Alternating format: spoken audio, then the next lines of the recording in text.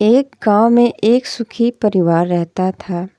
उस परिवार में 3 भाई और एक बहन थी। उनके माँ बाप उन चारों से बेहद प्यार करते थे, मगर बीच वाले बेटे से थोड़ा परेशान थे। बड़ा बेटा पढ़ लिख कर डॉक्टर बन गया था और छोटा बेटा भी पढ़ लिख कर इंजीनियर बन गया था, मगर बीच वाला बेटा बिल्कुल गंवार और आवारा किस्म का था। कुछ समय बाद उनके दोनों बेटे डॉक्टर और इंजीनियर ने शादी कर ली और महीनों के बाद ही इनकी बेटी का भी एक अच्छे घराने में विवाह हो गया। मगर बीच वाला बेटा अभी भी कुंवारा ही था। वह अनपढ़ था और कहीं पर मजदूरी का छोटा सा काम करता था। उसको शादी के लिए कोई भी लड़की नहीं मिल रही थी। उसके माँ बाप उससे बहुत परेशान हो चुके थे। अब जब भी उसकी बहन अपने मायके आती तो वह अपने डॉक्टर और इंजीनियर दोनों भाइयों से मिलती थी, मगर बीच वाले भाई से बहुत कम मिलती थी, क्योंकि वह उसे ज़्यादा पैसे नहीं दे पाता था।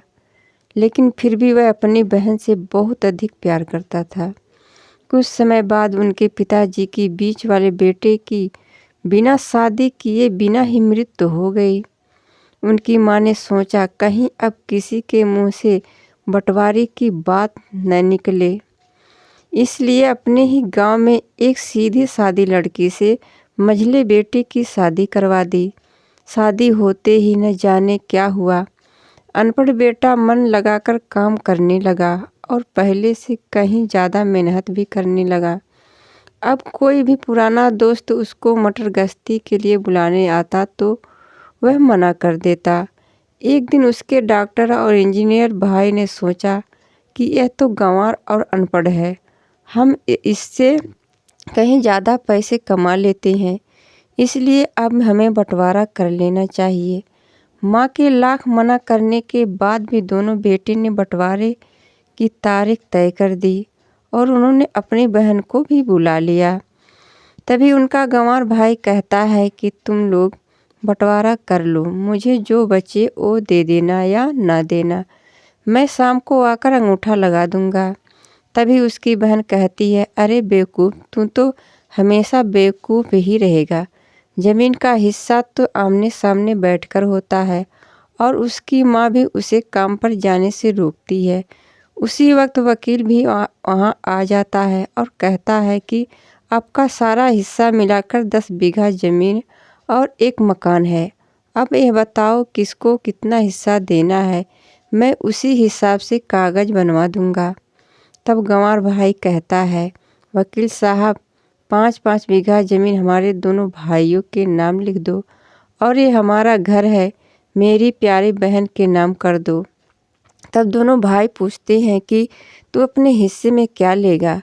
गंवार भाई कहता है कि मेरे हिस्से में मेरी प्यारी माँ है। वह अपनी पत्नी की तरफ मुस्कुराते हुए कहता है, क्यों, क्या मैंने गलत कहा?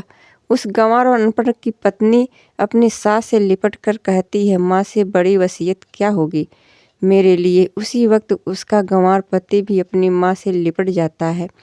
गंवार बेटे और बहू के प्यार ने जमीन जायदाद के बंटवारे को एक सन्नाटे में बदल दिया। तभी बहन अपने गंवार भाई के गले लगकर लिपट कर रोते हुए कहती है कि माफ़ कर दो भैया, मैं आपको सम्मान नहीं दे सकी। तभी उसका भाई कहता है, मेरी प्यारी बहन, इस घर में जितना अधिकार हमारा है उतना ही तुम्हारा भी है। और रही बात बंटवारे की, तो बंटवारा नहीं करने से जीवन खत्म नहीं हो जाएगा। क्यों करते हैं हम बंटवारा? क्या हम एक साथ मिलकर नहीं रह सकते?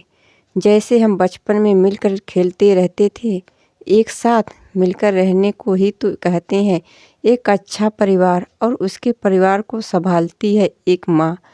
तभी उसके दोनों भाई भी बहुत शर्मिंदा होते हैं और वह बंटवारे के सभी कागज़ फाड़कर फेंक देते हैं। और उस दिन के बाद से उनका पूरा परिवार खुशी खुशी एक साथ रहने लगता है।